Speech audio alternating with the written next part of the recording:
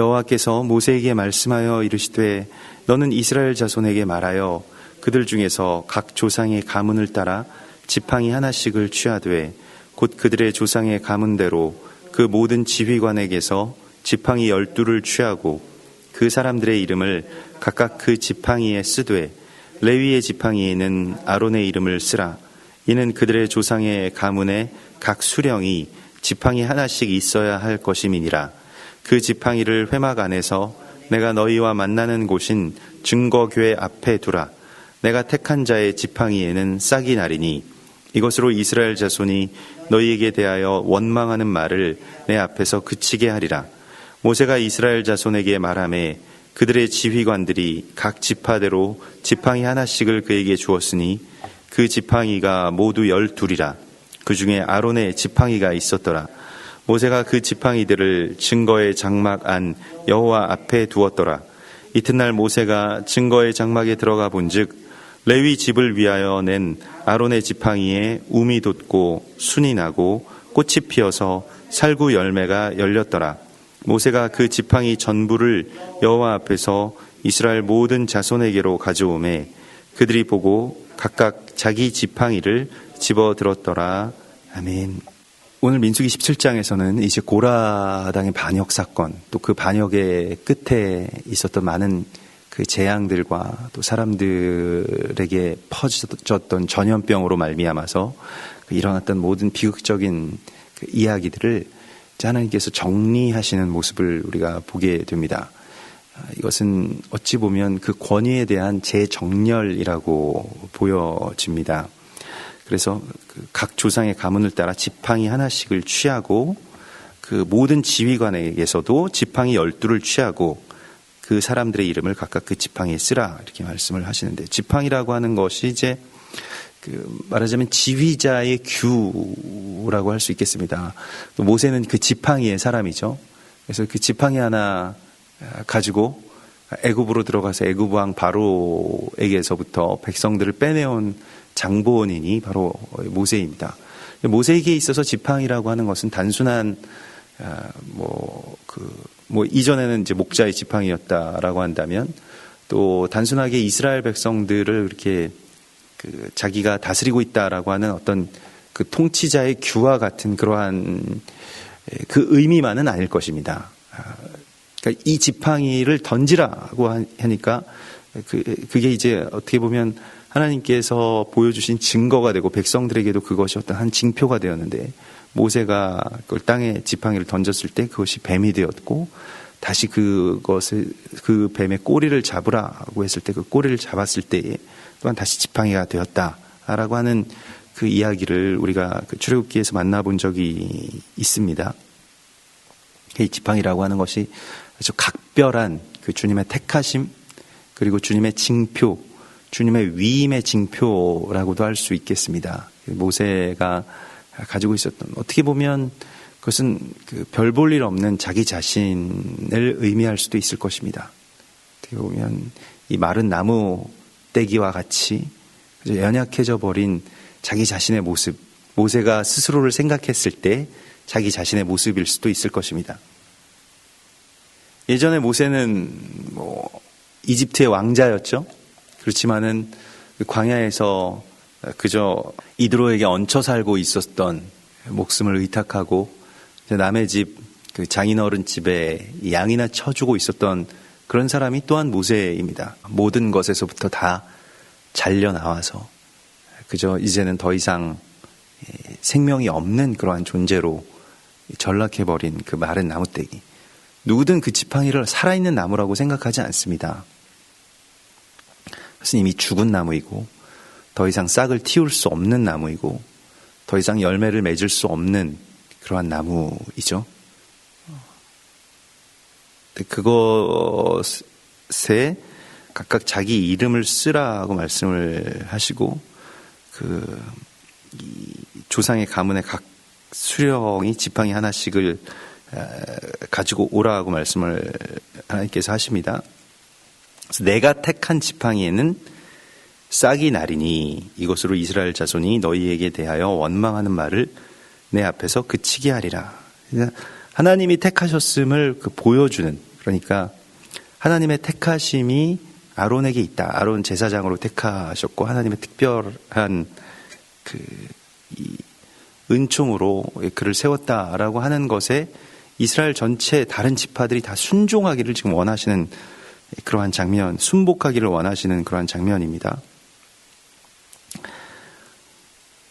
창세기 49장에 보면 유다에 대한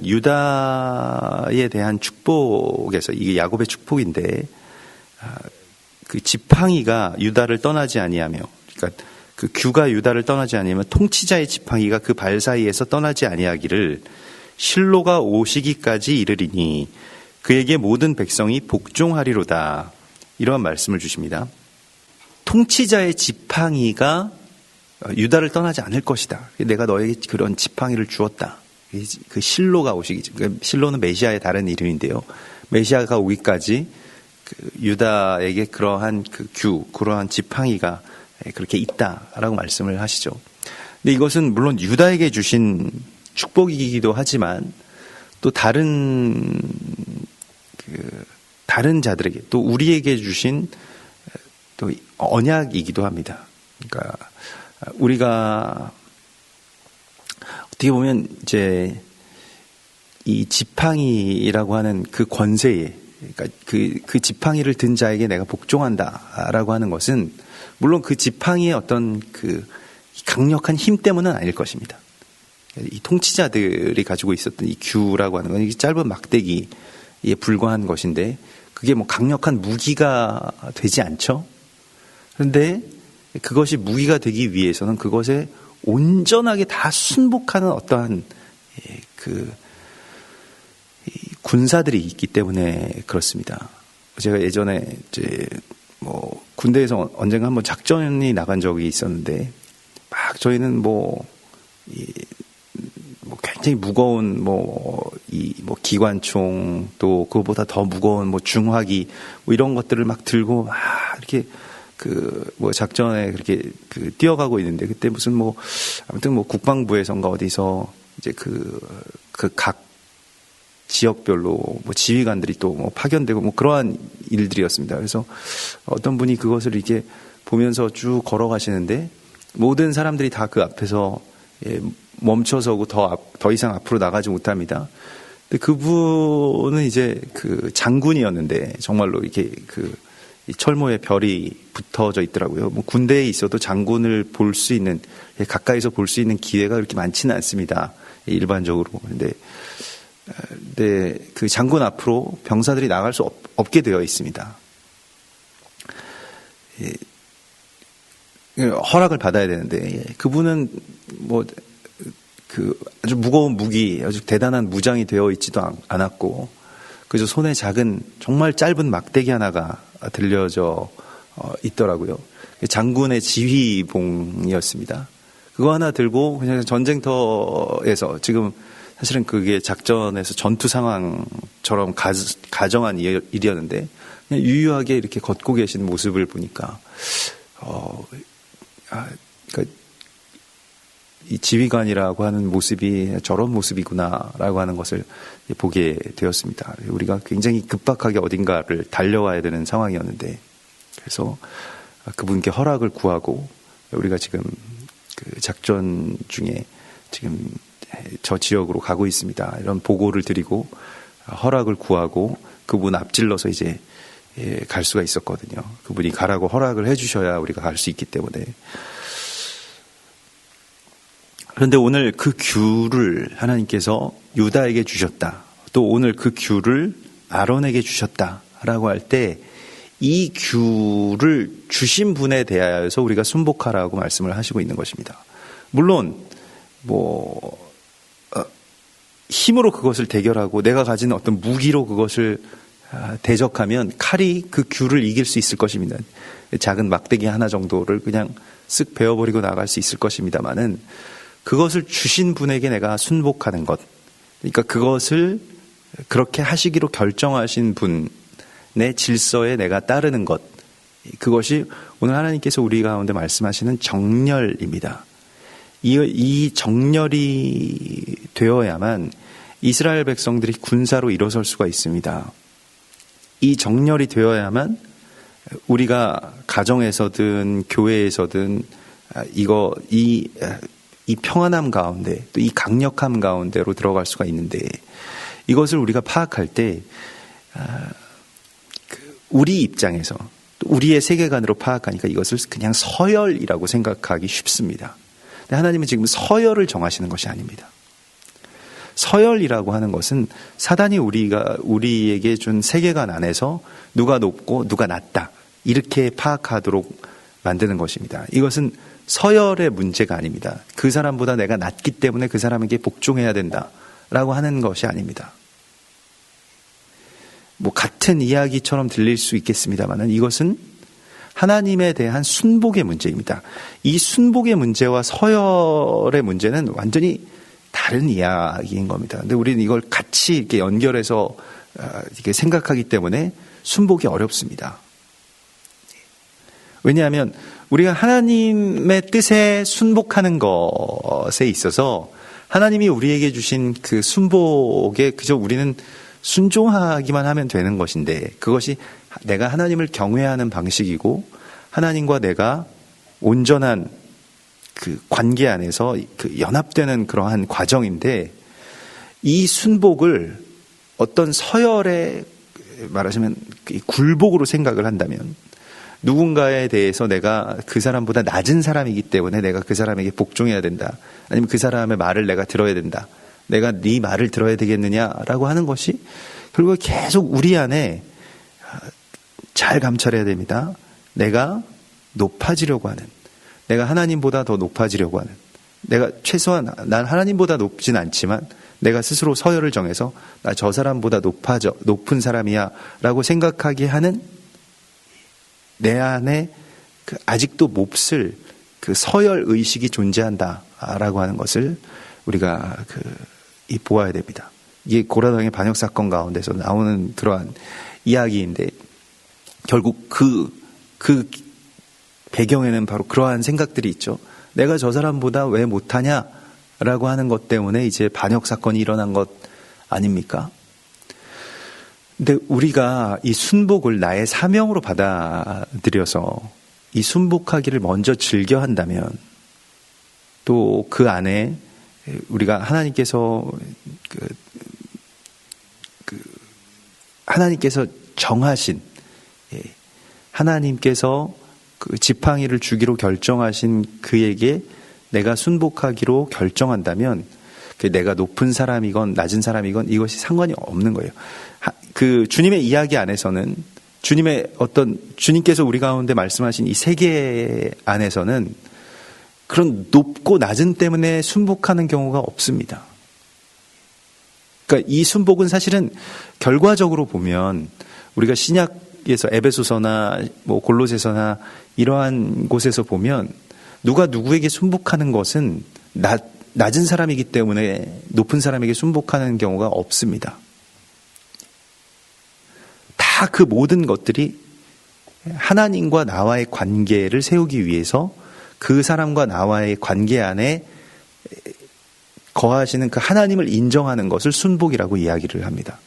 그러니까 종들아, 상전들에게 대하기를, 그냥 전에는 너희가 상전들한테 순종하고 상전들의 말을 듣는 것을 굉장히 사실은 속으로는 괴로워하면서 겉으로는 그것을 어쩔 수 없으니까, 이렇게 종이니까요, 그냥 해야 되고 하고, 뒤에서 눈가림만 하고, 뒤에서 뭔가 또 악한 일들을 하고, 굉장히 악한 일들을 하면 또 자기가 징계를 받을 수 있기 때문에 그렇지는 않지만은, 아무튼 그 앞에서 눈가림만 하는 것으로 하지 말고 하나님을 섬기듯이 너희 주인을 섬기라, 이렇게 말씀을 하시죠. 또 주인들에게는 너희 자녀를 대함 같이 너희 종들을 대하라고 이렇게 말씀을 하시고요. 그 하나님께서는 이 서열을 파괴하시는 순복을 우리 가운데 요구하십니다. 이 순복이라고 하는 것은 사실은, 그래서 하나님이 요구하시는 순복은 다 상호 순복인데요. 이스라엘 백성들이 지금 고라당이 모세와 아론에게 반역했을 때 모세와 아론이 자기들도 패거리를 모아가지고, 이게 어떻게 보면 이 파워 게임처럼 하지는 않았습니다. 그러니까 고라당이 250명의 지휘관을 모아왔으면 모세와 아론도 정치적으로 그래 우리도 한 300명쯤 모아보자 라고 해서 세력과 세력의 어떤 다툼으로 이 일을 처리하고 있지 않은 것을 우리가 보게 됩니다. 그저 하나님 앞에 엎드렸을 뿐입니다. 순복이라고 하는 것은 사람에게 하는 것이 아닙니다. 물론 그것이 사람에게 하는 것으로 나타나지만 그것은 결국에는 하나님 앞에 엎드리는 것이 됩니다. 근데 하나님 앞에 엎드리는 것과 같이 내가 순복할 수 있다면 거기에 자유가 있습니다. 근데 이게 서열 때문에 내가 순종해야 된다면 거기에는 치욕이 있죠. 내가 그게 되게 치욕스러운 거예요. 내가 왜 말도 안 되는 너의 말을 들어야 되느냐? 사실 내가 생각해 봤을 때 이건 도저히 아닌 것 같다. 내 생각과 정말 다르다. 근데 당신보다 내가 낮은 사람이기 때문에 당신의 말을 들어야 되느냐? 이게 견딜 수가 없었을 것 같아요. 이스라엘 백성들에게 있어서 지금 광야에서 40년을 떠돌아야 된다라고 하는 이야기가 이 지휘관들에게서 나옵니다. 모세와 아론에게서부터 나옵니다. 그걸 어떻게 받아들일 수 있을까요? 반역하는 것도 사실은 무리가 아닙니다. 이스라엘 지휘관들이 동조하는 것도 무리가 아닙니다. 이게 어떻게 보면 이 리더라고 하는 존재는 백성들을 정말 잘 되게 해줘야 되는데 어떻게 해서든 거기서 건져내줘야 되는데 백성들에게 여러분 그 소식을 들었다고 생각해 보십시오. 광야를 앞으로 40년 동안 떠도는데 한 세대가 전체가 다 못 들어간다. 너희는 아예 죽을 때까지 들어갈 수 없다. 이 판정을 받았다고 생각해 보십시오. 고라당의 반역보다 더한 짓도 할 것 같습니다. 그런데 주님께서는 오늘 그 지팡이를 가져오라고 말씀하시면서 이제 그 지휘권에 대한 정렬을 다시 한번 회복하라고 이스라엘 백성들을 부르십니다. 그리고 증거궤 앞에 그것을 두고 그러니까 이 권세가 어디서부터 나오는 것인지를 보여주십니다. 그래서 이 증거궤는 아무나 들어가면 이제 죽는 곳이기 때문에 이제 거룩한 그 장소, 하나님이 나타나시는 장소이죠. 내가 택한 자의 지팡이에는 싹이 나리니 이것으로 이스라엘 자손이 너희에게 대하여 원망하는 말을 내 앞에서 그치게 하리라 이렇게 말씀을 하시고 있습니다. 이 싹이라고 하는 것은 스가랴서 6장 12절에 보면 보라 싹이라 이름하는 사람이 자기 곳에서 돋아나서 여호와의 전을 건축하리라 말씀하셨습니다. 그 싹이라고 하는 이 순이라고 하는 자의 그 이름을 가진 자가 바로 예수님입니다. 예수님이 싹이라고 하는 이름을 가지셨죠. 그러니까 여기서 이 지팡이에서 싹이 났다라고 하는 것이 바로 그 예수아가 그 가지에서 돋기로 결정하셨다. 거기서 나오기로 결정하셨다라고 하는 것이고요.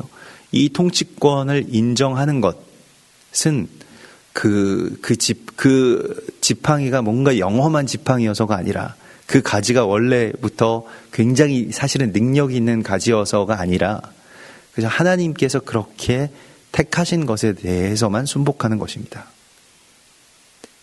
우리가 하나님 앞에 온전하게 순복할 수 없으면 사람과의 관계가 파괴됩니다. 그러니까 내가 왜 너 말을 들어야 되는데 라고 하는 걸로 가게 됩니다.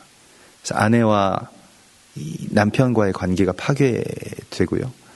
자녀와 부모와의 관계가 파괴되고요. 교회에서도 그런 관계와 관계들이 파괴되게 됩니다. 내 생각이 아닌 것 같은데 라고 생각을 하게 만들죠. 로마서 13장 1절에 보면 각 사람은 위에 있는 권세들에게 복종하라. 권세는 하나님으로부터 나지 않음이 없나니 모든 권세는 다 하나님께서 정하신 바라 이렇게 말씀을 하십니다. 이 굉장히 부당한 권세 아래에 살아가고 있는 지금 로마의 성도들에게 말씀하시는 것입니다. 그러니까 정말 권세가 하나님에게로부터 나왔군요. 우리가 정말 그걸 인정할 만한 지도자입니다.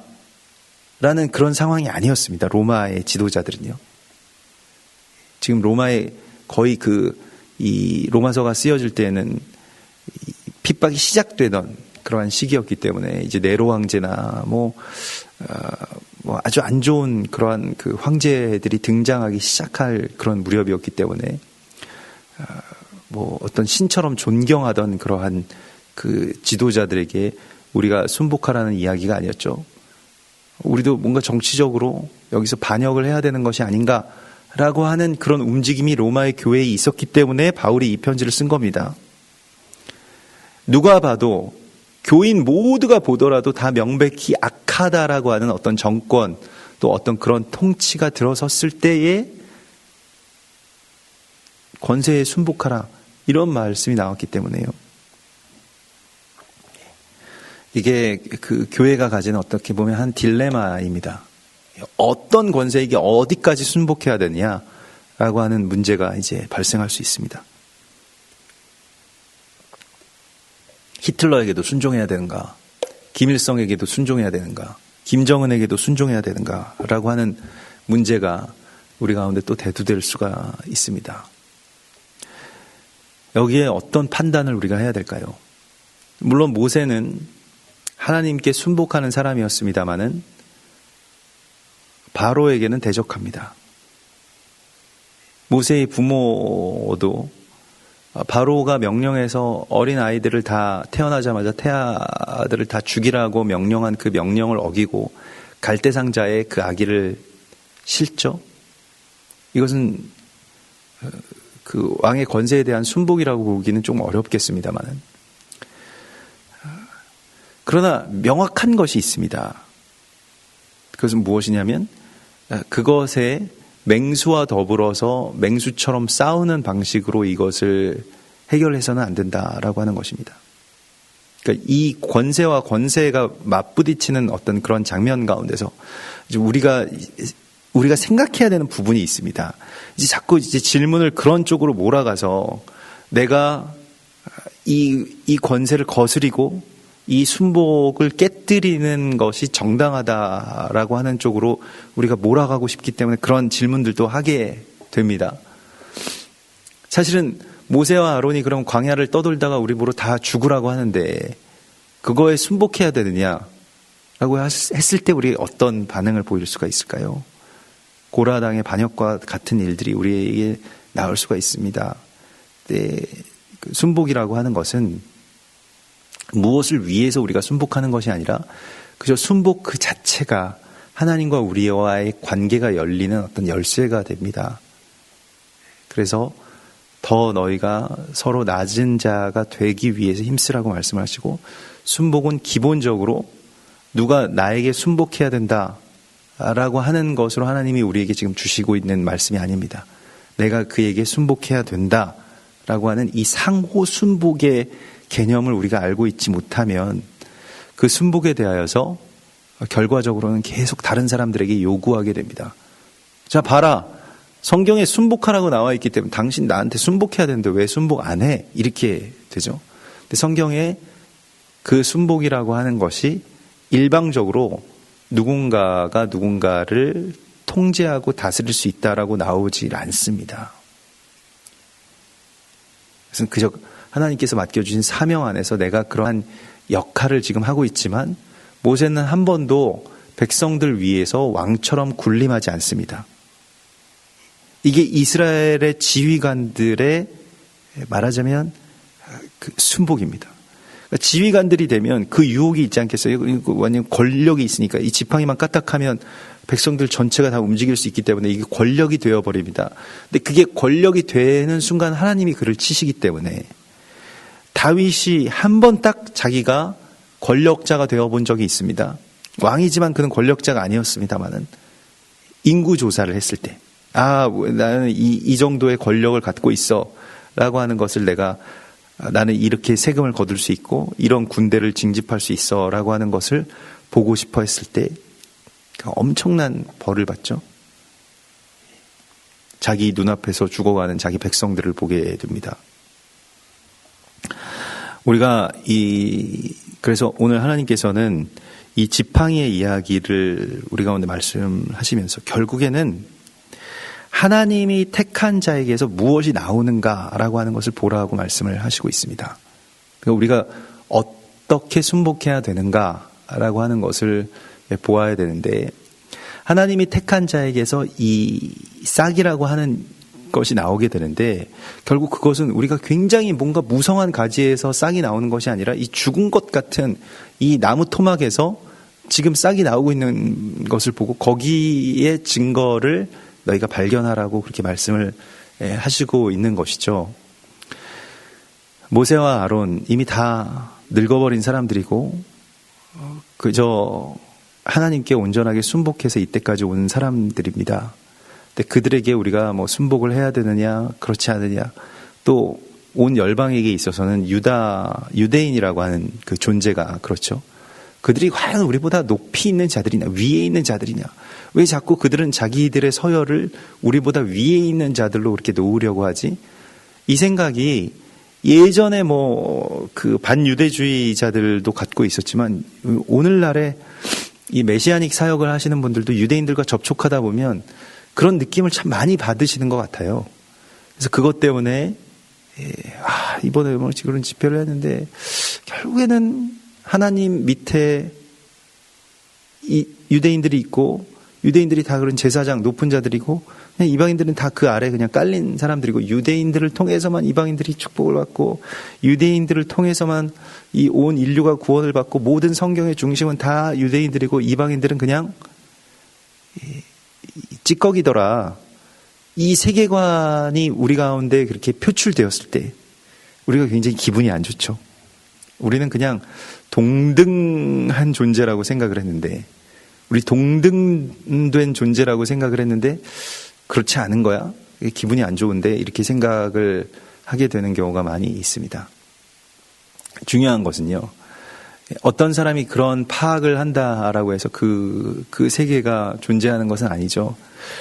이제 중요한 것은 우리가 스스로를 그렇게 동등된 존재이지만 동등됨을 취할 것으로 여기지 않는 것이 중요합니다. 그게 순복입니다.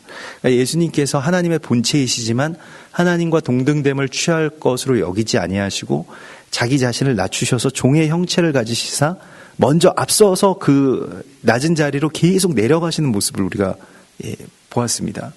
그게 순이라고 이름은 가진, 그러니까 왜냐하면 세상에서 가장 강력한 자인데 가장 연약한 이름을 가졌다는 거예요. 순이라고 하는 것은요. 그렇죠. 이 기적을 보여주신 이유가 있습니다. 뭐 아주 굉장한 무기로 변한다거나 괴물로 변한다거나 이것이 아니라, 아니 나무가지에서 연한 순이 나와 아무도 위협이 되질 않습니다. 그 공포 때문에, 사실 뭐 이 김정은이나 히틀러에게 그 복종하는 것은 공포 때문에 그럴 수 있겠습니다만, 이것은 지금 공포 때문에 복종하라고 말씀하신 것이 아니라 하나님의 살아계심을 바라보고 예수와의 성품을 담기 위해서 순복하라고 말씀을 하시고 있죠. 그러므로 순복은 누구에게 우리가 요구해서는 절대로 순복이 일어나지 않습니다. 그러니까 그 순복이라고 하는 것은 결국 계속 우리에게 이 순복에 대해서 계속 앞서 나가서 그 안에서 내가 동등됨을 취하지 않을 것으로 여기는 자리로 계속 먼저 한 발짝 앞서 나가지 않으면 계속 이 서열의 게임 속에 우리가 휘말려 버리게 될 것입니다. 그래서 하나님이 우리에게 요구하시는 순복이 기분이 안 좋게 될 것입니다. 유대인들과의 관계 안에서도 물론 하나님께서 유대인들을 우리 위에 놓으셨는지 우리 아래에 놓으셨는지 우리와 동등되게 놓으셨는지 성경이 우리 가운데 말씀하시는 것을 사람들이 각각의 해석이 있을 수 있습니다. 우리는 그렇게 해서 유대인들이 우리 위에 있다라고 생각하고 싶어 하지 않죠. 우리가 보고 싶은 것을 보니까요. 근데 저는 그렇게 생각합니다. 우리 위에 놓으셨으면 얼마나 감사한 일입니까? 놓으셨을 수도 있다라고 생각을 합니다. 그리고 더 나아가서 우리가 그렇게 내려가 주지 않으면 유대인들이 변화되기가 어렵겠다라고 하는 생각도 하게 됩니다.